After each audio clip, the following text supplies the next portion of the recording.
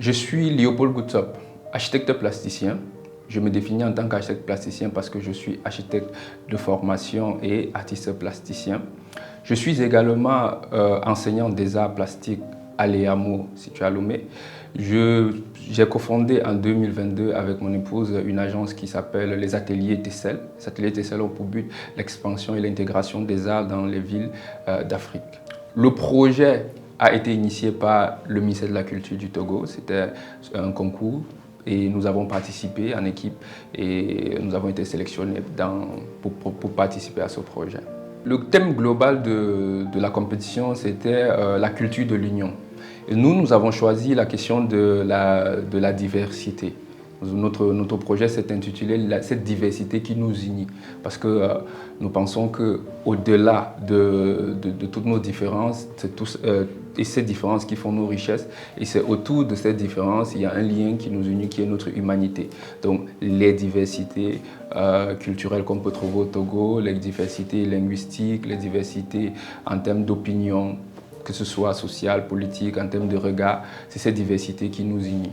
Tout d'abord, la géométrie est à la base des formes, dont les cercles, les triangles, les rectangles.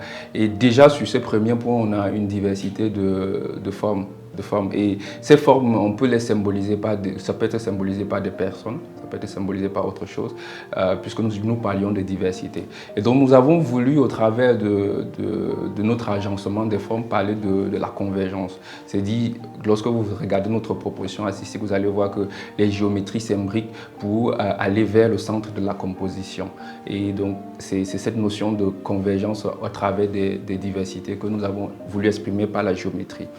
Maintenant, par rapport aux silhouettes, c'est vrai, nous avions une approche assez stylisée des personnages. Et si vous regardez notre composition, vous verrez que ce soit les différentes formes, la posture, les gestes, les regards, tout ça traduit nos différences. Et par rapport à la construction, les couleurs, vous allez voir que voilà, donc on a essayé de montrer cette diversité.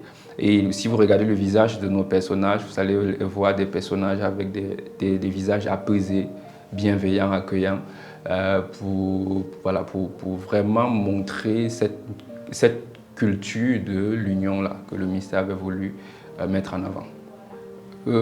J'ai l'habitude de dire que l'architecture est un grand buffet où chacun peut arriver et choisir ce qu'il veut. Et l'architecture, déjà à la base, m'a ouvert les portes du monde de l'art, puisque ça fait partie aussi des grands arts plastiques. Et déjà, la mosaïque, c'est un art ancien qui s'intègre parfaitement à l'architecture. Voilà, donc déjà faire le pont était très facile pour moi. Mais ce qui m'a plus frappé vers la mosaïque, c'est cette capacité à assembler des petits éléments qu'on appelle des tesselles, c'est d'où le nom de mon atelier.